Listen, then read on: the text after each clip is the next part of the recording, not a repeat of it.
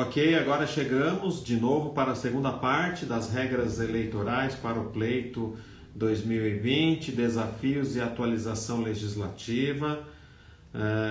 Vamos aguardar então a professora Aline entrar para nós continuarmos os pontos. Já está aqui, estamos chegando. Só um instantinho. Nós vamos iniciar agora a segunda parte, né, das regras eleitorais para o pleito 2020. Olha que fantástico, gente. É espetacular. A professora já está entrando, só um instantinho. Professora, já estou conectando aqui.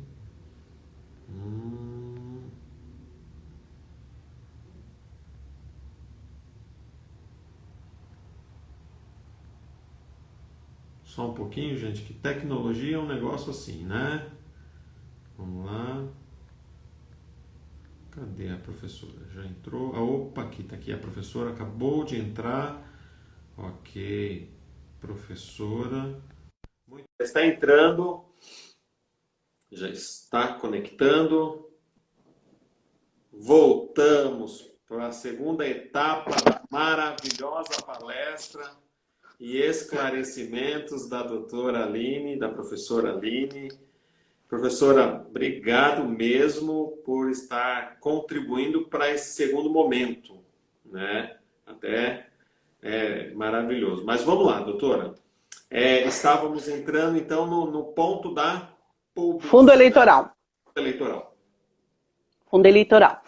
Com relação ao fundo eleitoral, a distribuição dos recursos que acontece entre os partidos, você vê que é um dado de muito questionamento, né? Que é aquela coisa do dinheiro, distribuição do dinheiro, aí fica uma dúvida bem grande.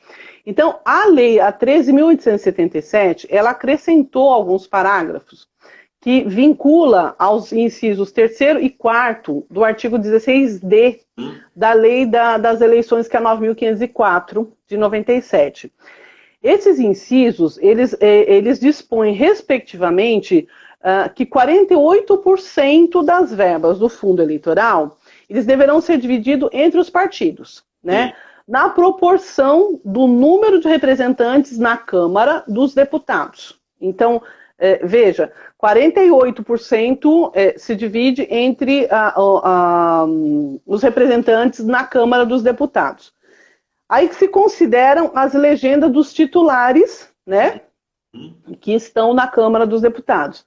15% deve ser repartido entre as legendas. Né? Então, assim, nós temos a distribuição na Câmara, depois nós temos a 15% entre as legendas, e a proporção dos números de representantes no Senado Federal, elas são consideradas as agremiações dos titulares. Então, é uma conta grande, né, e delicada para se fazer.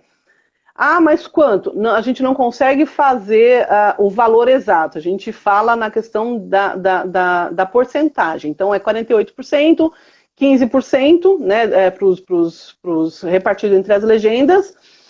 E, para fins do disposto lá do inciso 3º, a distribuição desses recursos entre as legendas, ela tem por base o número de representantes eleitos para a Câmara dos Deputados na última eleição global, que é a de 2018, né?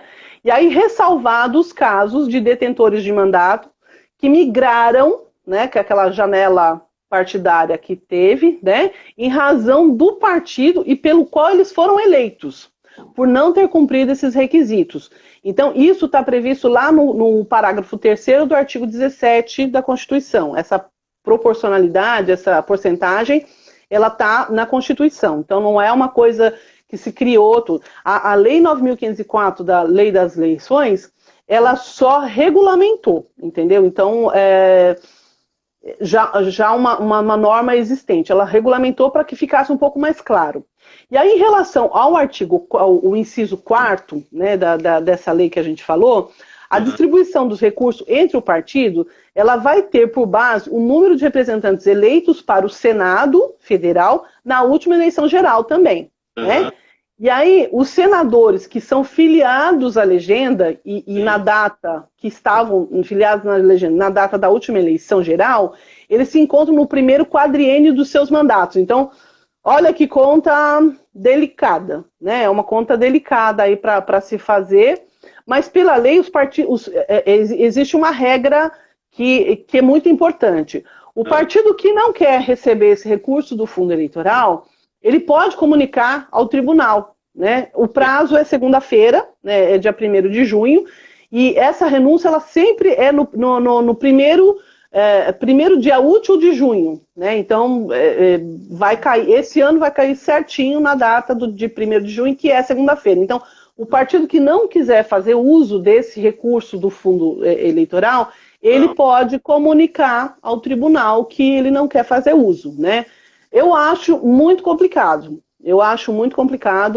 Apesar de não concordar, né, com o uso de dinheiro público para as eleições, mas aquilo que a gente falou anteriormente, né, doutora? A gente está num termo popular, numa sinuca de bico, né? Porque o candidato é só 10%, empresa não pode fazer financiamento. E também você não pode usar também o fundo partidário, então assim, é bem complicado, se precisa se fazer, né? Se precisa se fazer. Então, eu acho muito difícil. E aí vem aquela pergunta, tá, o partido X não quer fazer uso do fundo partidário. Esse valor, ele vai ser redistribuído? Não. A resposta é não, não vai ser redistribuído. Isso volta lá, né, para o fundo partidário, lá para o FEFEC, e não vai ser redistribuído, né? Porque senão a legislação já prevê isso exatamente para que um não abra mão e aí o outro receba mais. Então, é o princípio da isonomia sempre, né? Igualdade de condições para todos, para que não tenha aí um desequilíbrio, né? E aí vamos às perguntas, porque a gente vai passar depois para os desafios. Então vamos lá. Tem uma primeira pergunta aqui que foi lá atrás, quando nós falamos de financiamento de campanha, que é o seguinte: como justificar os veículos que apoiam e não são contratados? Pode? E se pode, como justificar? Não, na justiça eleitoral tudo tem que ser justificável. Então, assim, tudo tem que ser contratado, justificado, emissão de nota fiscal com o CNPJ do candidato, admitidos nas pré-campanhas, que ainda não se tem o CNPJ, né? É admitido o candidato fazer isso na pessoa física, mas no prazo lá do registro de candidatura, ele já se abre o CNPJ, né? Então aí ele tem que declarar tudo o que ele vai comprar, o que ele vai pagar, ele se declara pelo CNPJ. Então não pode, tudo contratado, tudo Sim. Tem que ser contratado e documentado. Agora, meu amigo é meu apoiador. Vamos, hipoteticamente, meu amigo é apoiador. Ele é meu amigo, ele não vai me cobrar nada, mas ele quer me ajudar e ele usa o veículo dele para me ajudar. E aí coloca lá meu amigo, a irmã dele, o tio dentro do carro, e aí vai com os meus santinhos para me ajudar. Isso pode? Tem limite? Pode, só que ele tem o apoiador, né, no caso o amigo, o apoiador, ele tem que se declarar espontâneo. Porque, você lembra lá no começo que a gente falou as despesas com o pessoal? Então, assim, hoje pela legislação, a despesa com o pessoal, ela tem que, inclusive, existe uma planilha, um relatório, que ela tem que declarar não só a espontaneidade do amigo, né, do apoiador, ela vai ser declarado na planilha, detalhado com a identificação integral desse apoiador, do que seria um prestador de serviço, né? Os locais de trabalho que ele teve, das horas trabalhadas, das especificações das atividades executadas, a justificativa do preço contratado. Então, assim, vai ter uma planilha para isso, tá? Então, óbvio que nós temos aí na campanha muitos apoiadores que, inclusive, às vezes são família, primo, né, que vai trabalhar, ajudar na campanha e tudo. Só que o candidato ele tem que tomar cuidado, porque se ele sofre uma denúncia, isso vai ser investigado e a punição é abuso de poder econômico, não declaração de informações da Justiça Eleitoral e provavelmente uma cassação. Então, muito cuidado. Pode, desde que seja comedido, seja de uma forma espontânea, né? Não pode prometer nada. Pré-candidato não pode pedir voto explicitamente, né? Não pode, isso é uma regra da Justiça Eleitoral. O candidato que for pego, né, e se alguém gravar lá e apresentar para a Justiça Eleitoral, ele sofre punição. Então, muito cuidado, muito cuidado. Professor, agora olha só, nosso presidente Fernando Duque, por ser um duque, ele tem uma BMW e quer emprestar a BMW dele para o candidato amigo dele. Por contrato de doação, contrato de cessão, alguma coisa nesse sentido, ele pode fazer isso? Pode, mas então é sempre aquela recomendação de cuidado, tá? Porque pode, né? Independente de ser uma BMW, um Fusca, uma Kombi, é um veículo, né? Então, assim, o que for gasto, né, com essa, que seja BMW, Kombi, Fusca, que seja, ela vai ser computada. Então, não entra, não fica excluído a obrigatoriedade, né, de declarar lá. Você vê que a gente teve, lá no começo, a gente falou inclusive dos litros de gasolina que se usa numa carreata. Então, assim, independente de ser um Fusca, uma BMW, tem que se tomar cuidado com o gasto. O valor que for gasto é o conceito, entendeu? Se o candidato ele conseguir entender o conceito da norma, aí ele consegue entender o restante. Então, não importa. Ele pode emprestar, mas ele vai ter que fazer a prestação de conta, né? Não é porque é amigo que ele não vai prestar conta. É isso. É verdade. A Sabrina, ela diz o seguinte, olha, no tema que nós estamos falando, isso pode se encaixar também nos casos de impulsionamento? Eles podem, aquela declaração espontânea, pode se declarar espontâneo, estar impulsionando, que entra no impulsionamento de pessoa física, né? Então, o amigo pode ajudar a espalhar? Pode. Só que quando faz impulsionamento pago, né, o impulsionamento nas redes sociais, a rede social, ela nada mais é que uma extensão da nossa vivência na sociedade, né, que aí se transforma em tecnologia. Mas ela não deixa de ser um boca a boca, né? Se esse boca a boca ele foi um impulsionamento pago, né, como a gente teve aí uma denúncia de uma empresa que fez uns impulsionamentos contra o STF e está sofrendo punição, vai sofrer investigação e vai sofrer punição. Então, tem que tomar cuidado porque é um impulsionamento. O impulsionamento, quando ele é pago, né, quando é de amigo para amigo, ok, não tem problema nenhum, foi espontâneo, entendeu? Tem essa declaração de espontaneidade porque foi espontâneo. Agora, quando ele é pontual e é em grande escala, aí liga o alerta. Liga o alerta. Tá certo. Olha, doutor, eu falei da BMW do nosso presidente Duque, tá todo mundo querendo a BMW dele emprestada. Olha só. Vamos dar uma voltinha, todo mundo. Vai juntar todo mundo para dar uma voltinha na BMW, doutor. Professora, quem fiscaliza tudo isso? Olha, a Justiça Eleitoral ela fiscaliza, só que ela recebe as denúncias. Então, assim, o maior concorrente, o maior problema é o seu concorrente. Então, o candidato vai fiscalizar o outro candidato. Então, assim, normalmente ali no ciclo, né, no circuito ali do candidato, ele tem que ver quem é o concorrente dele e tomar cuidado, porque provavelmente é o concorrente que é o delator lá que vai fazer a denúncia. Então, ela fiscaliza, mas nós todos somos fiscais, né? Nós todos, qualquer um de nós que vemos um excesso sendo cometido, a gente tem um dever moral e ético, né? De, olha, fulano, você está excedendo aqui, entendeu? E se a pessoa está fazendo isso propositalmente, ela vai tomar cuidado. Agora, se ela não estiver fazendo, ela vai agradecer que você deu o toque, falou, oh, desculpa, aí não sabia, né? Mas o maior fiscal é o próprio cidadão. Então, assim, nós mesmos temos, se a gente quer construir uma sociedade justa, né, ética, moral, a gente tem que ajudar a justiça eleitoral a fiscalizar.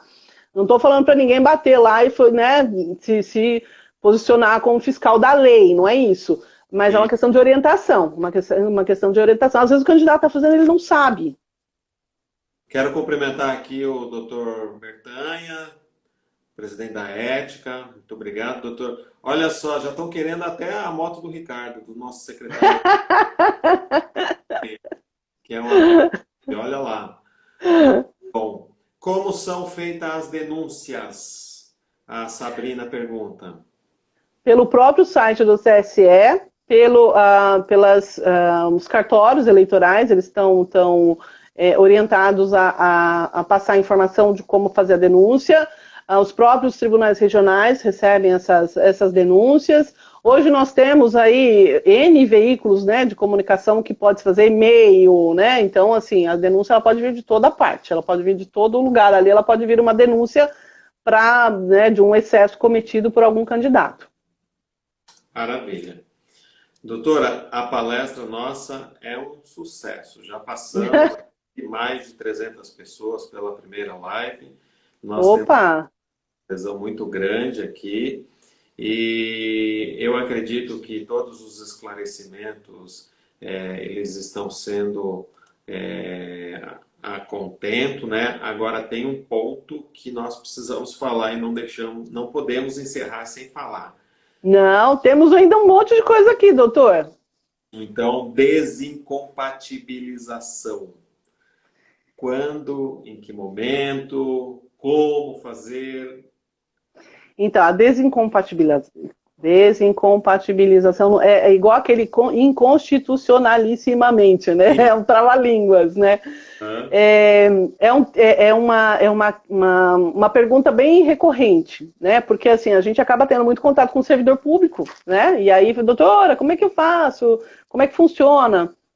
Então é o seguinte, a desincompatibilização, ela é um instrumento, né, para que... eu vou dar um exemplo que vai dar uma resumida na explicação, porque também é uma explicação extensa.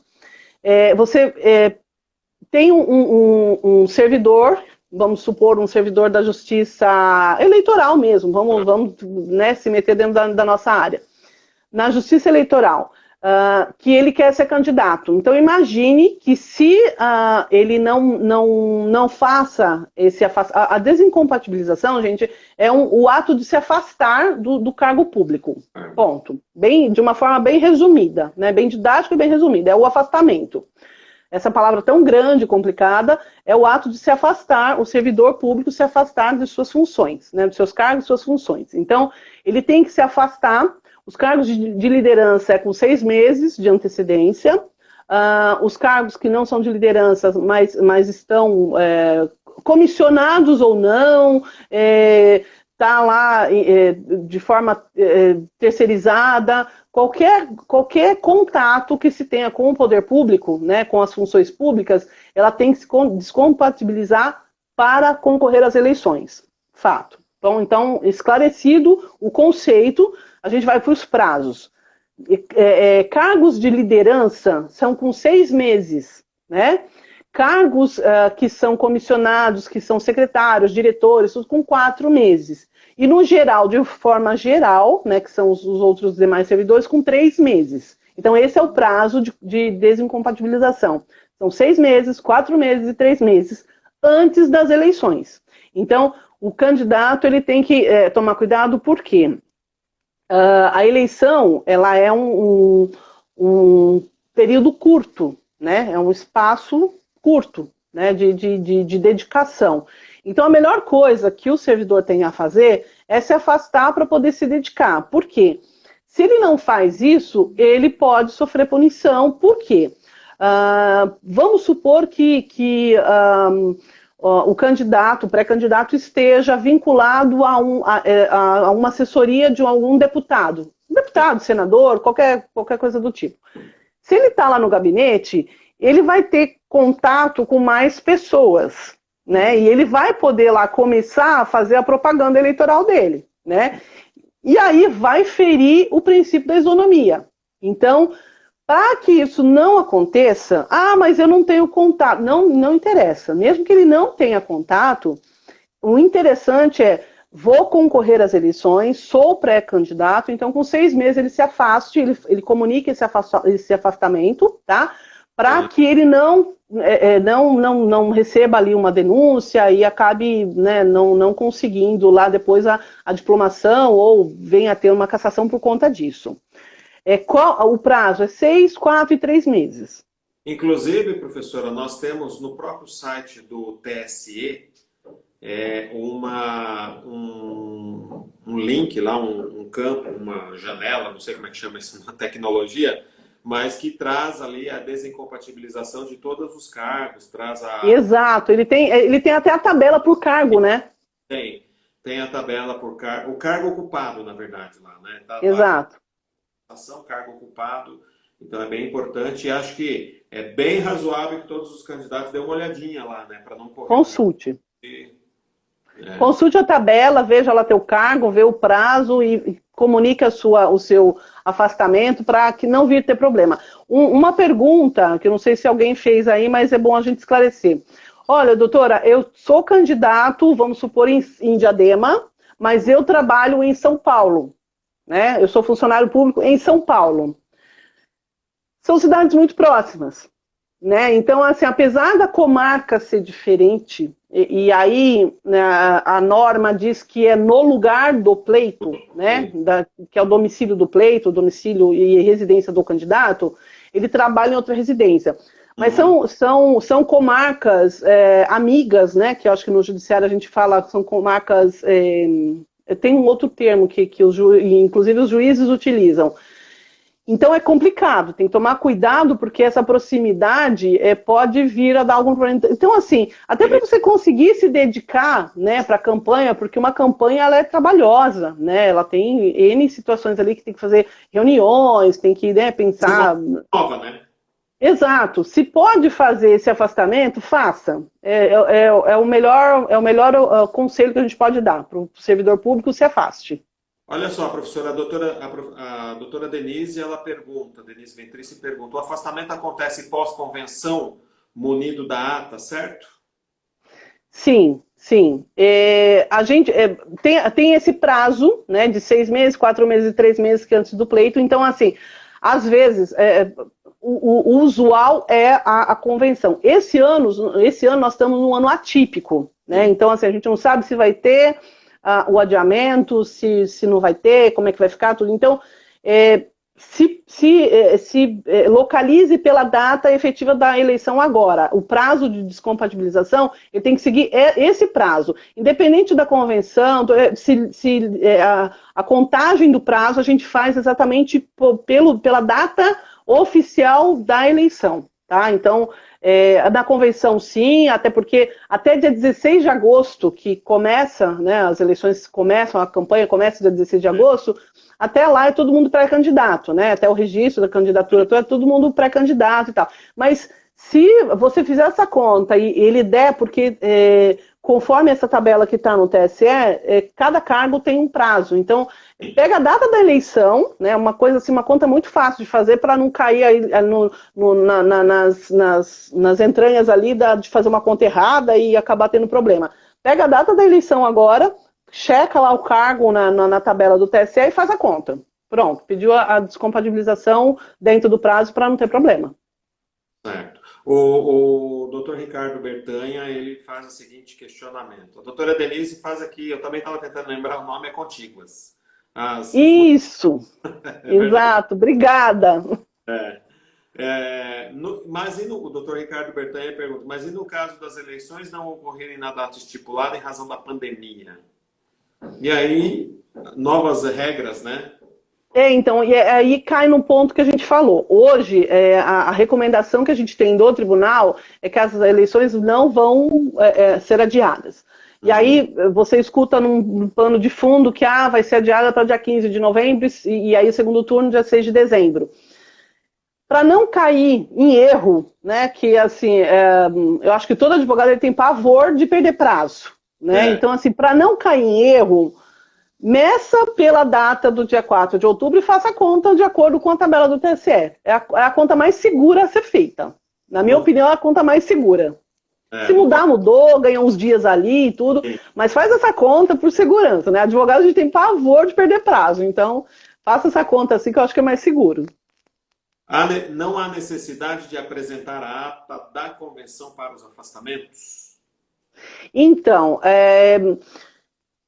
há necessidade, só que por conta dessa se fosse como a gente está num ano atípico, né?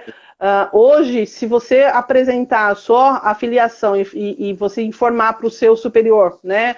Olha, eu sou pré-candidato pelo partido tal, ele já consegue fazer a solicitação. Aí, quando chegar, né, o RH manda juntar a documentação, aí junta a ata. Mas estamos no ano atípico, gente. Então, assim, as determinações elas podem variar de sessão por sessão, de comarca para comarca, mas há a necessidade de comprovar que você é candidato, né, pré-candidato, candidato, né, e aí, assim, a gente está no ano atípico aí, a recomendação é que apresente, mas pode ser que seja adiado, e aí, assim, a priori não se escuta em adiamento da convenção partidária. A convenção partidária vai... Então, o candidato ele vai ter a ata lá, é melhor ele já levar. Se ele já tiver, ele já leva.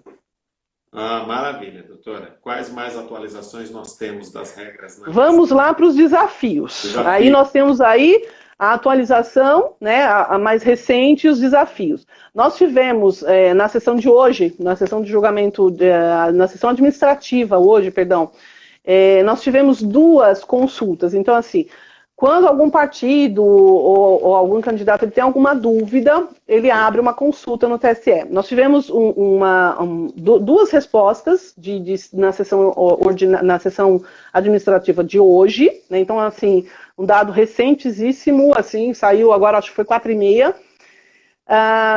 2 consultas exatamente a respeito desse adiamento ou de algumas flexibilizações por conta do coronavírus, né, por conta da pandemia. E para você ver essa condição que nós estamos falando, que o tribunal está rígido, né? Nós tivemos uma consulta, eu acho que foi na primeira consulta foi um deputado, Euclides Petersen, que é do PSC de Minas Gerais. Ele levantou a hipótese de se prorrogar o calendário eleitoral em situação excepcional, que é isso que nós estamos vivendo hoje, né? Para que leve as eleições a serem adiadas devido à pandemia. Qual foi a resposta do tribunal?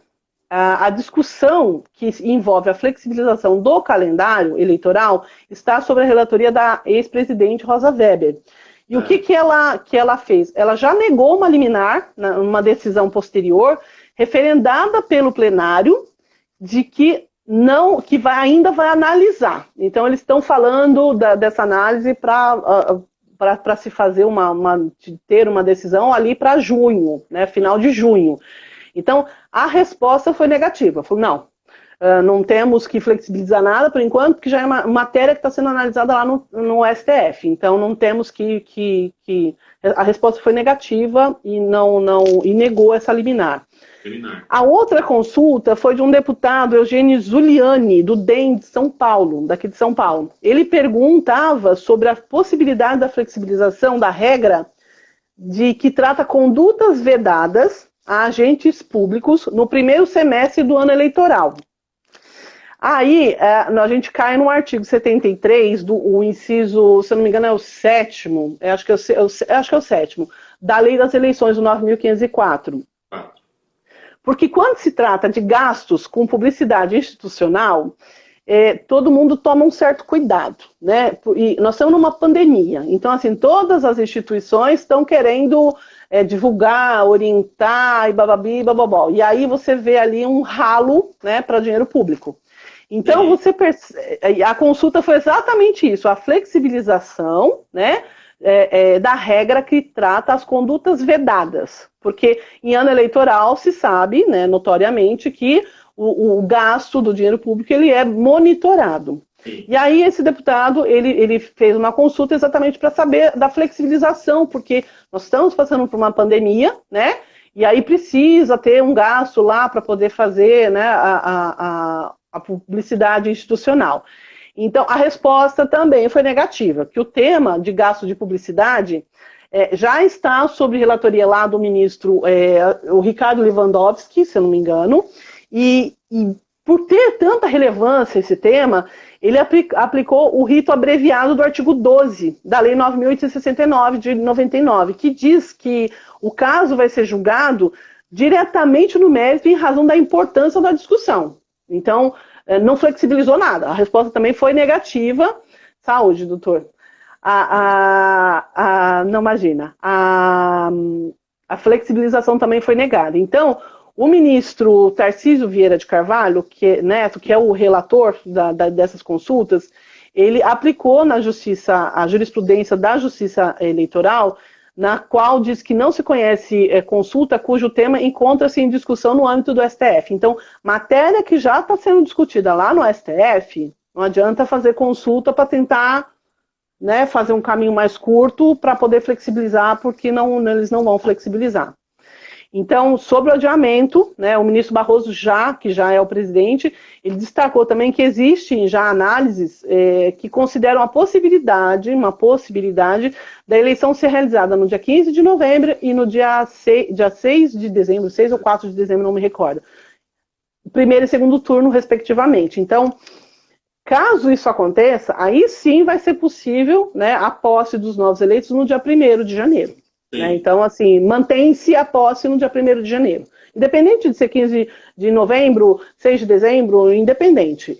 A posse vai ser 1º de janeiro. Né? Se tem a que a gente falou na outra live, a possibilidade, o questionamento de mandato tampão, né, para que os que estão permaneçam, não, isso não, o Tribunal Eleitoral ele não cogita essa possibilidade.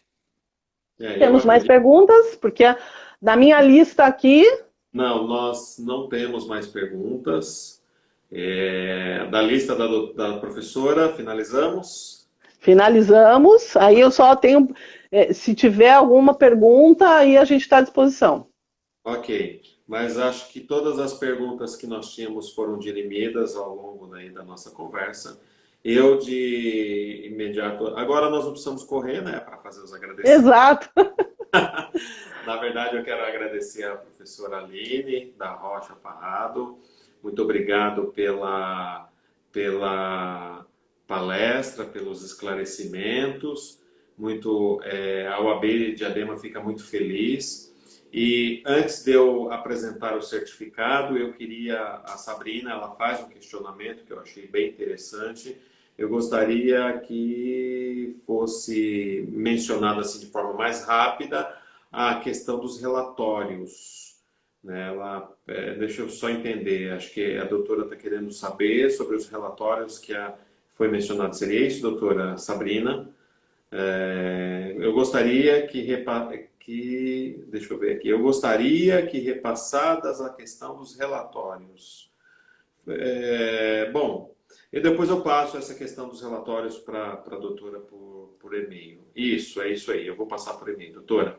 Bom, doutora Aline, eu agradeço demais. Nós, como estamos em tempo de pandemia, fizemos aqui um certificado também, a 62ª subseção de Diadema, da Ordem dos Advogados do Brasil, seção São Paulo, certifica que a doutora Aline da Rocha Parrado ministrou palestra Regras Eleitorais para o Pleito de 2020, Desafios e Atualização Legislativa, sob a coordenação do Dr. Renato Figueiredo, Dr. Ricardo André Barros Moraes, nosso secretário-geral, no dia 28 de maio de 2020, nas redes sociais da UAB Diadema. Quem assina, Dr. Caio Augusto Silva dos Santos, presidente da UAB São Paulo, e Dr. Fernando Duque Rosa, presidente da nossa UAB Subseção de Diadema. Doutora, eu não tenho palavras para agradecê-la.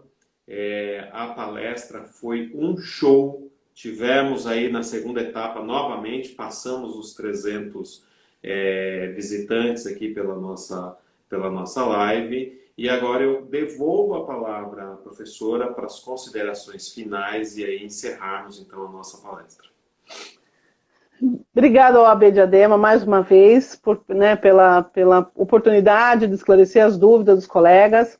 Fico muito feliz, né, das duas lives aí ter atingido aí uma presença maciça dos colegas, de candidatos, das pessoas que participaram. Isso demonstra que é um tema, às vezes a gente escuta, né? É um tema chato, doutora, a senhora lida com um tema chato. Não, é uma questão de cidadania, né? Então, assim, mesmo quem não advoga na área, mesmo quem não é candidato, é uma questão de cidadania. Você saber as regras que regem o jogo político, né, a uma eleição, é um gesto de cidadania, né? Então, assim, eu fico muito feliz aí das duas lives terem atingido as 300 pessoas, cada uma delas, né? Agradeço as pessoas por terem disponibilizado o seu tempo para a gente ter uma conversa e tratar do tema, né? São temas que são muito importantes para a nossa democracia, né? Para mantermos uma sociedade justa, uma sociedade ética, né? Então eu fico muito feliz que nós tivemos audiência, doutor, né? Com esse tema que dito chato por alguns colegas, mas é de extrema importância a gente saber as regras, os desafios, até para a gente poder acompanhar e até para a gente poder saber do tema e conseguir conversar, conseguir fiscalizar, porque como a gente disse, os próprios fiscais são os próprios cidadãos. Então, assim, parabéns para todos que né, nos acessaram aí, e isso demonstra que a nossa sociedade está evoluindo, né, na questão de conhecimento, né? Muito obrigada a todos que participaram das duas lives, né? As doutoras aí que participaram, a doutora Marilza, um beijo enorme para a senhora, a Cida na outra, né, a Cida, Marion. Então nós tivemos candidatas, tivemos pré-candidatas, tivemos aí advogados. Bem.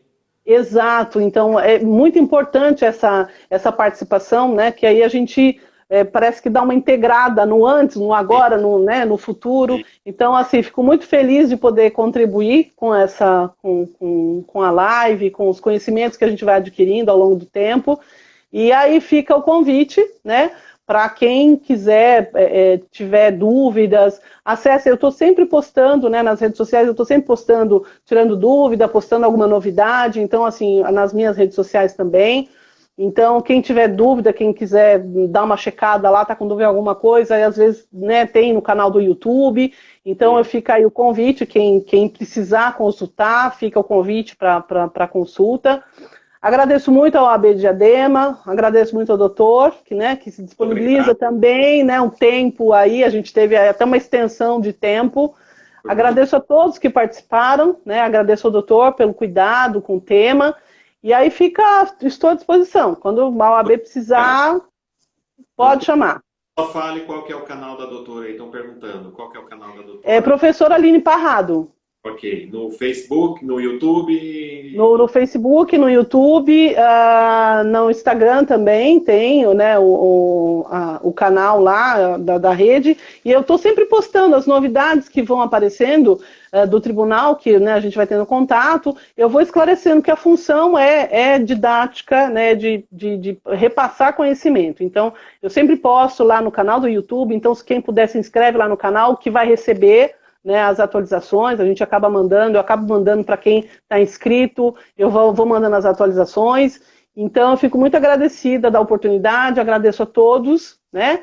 E estou à disposição, doutor. Quando precisar, pode me chamar que a gente bate um papo. Em nome do nosso presidente Fernando Duque, Rosa, agradecer, o AB Diadema agradece demais a presença e a participação da doutora, por ter disponibilizado. A palestra fantástica, sem nenhum ponto, poderíamos continuar falando aí mais algumas horas até. Mas... Temos assunto, né? Temos assunto. É gostoso debater, né? É gostoso debater. Tanto a primeira parte da palestra como a segunda parte da palestra, nós vamos disponibilizar no Insta da OAB. Eu também quero fazer um agradecimento ao G. Anderson, que está aqui conosco, ele que me ajuda, me auxilia o Ricardo também nas palestras. G. Anderson, você tem a missão agora de salvar esse vídeo que eu acabei de compartilhar e mandar para a doutora, tá? Eu já estou começando a... Eu era um analfabeto pela tecnologia, agora estou melhorando, né? Então, estamos fazendo um curso intensivo de informática. Tá. Doutora, muitíssimo obrigado. E eu desejo à doutora uma boa noite, desejo a todos os presentes e participantes aqui uma excelente noite e que Deus nos abençoe a todos. Muito obrigado. Amém. Doutora. Muito obrigada.